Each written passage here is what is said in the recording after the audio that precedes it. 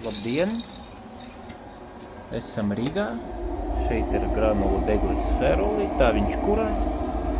Tagad ir 34 grādi siltumnesēja, apkurē iet uz radiatoriem.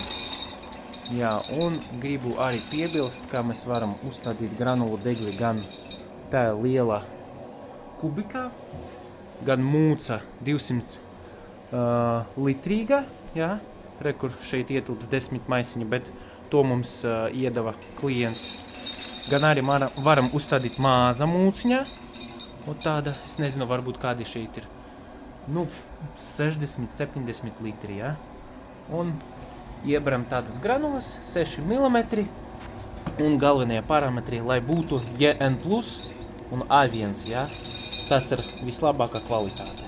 Jā, tas ir Latvijas granulas, un tad pa lielam, jā, vislētākā cena, tas ir mais, jūnijas, jūlijas, kaut kā tā.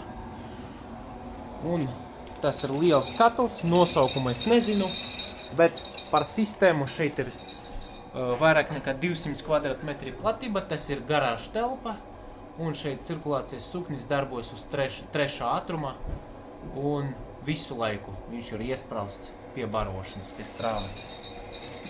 Un arī lūgums šeit ievērot fāzes, jā. Tas ir degļa barošana, tas ir rozete.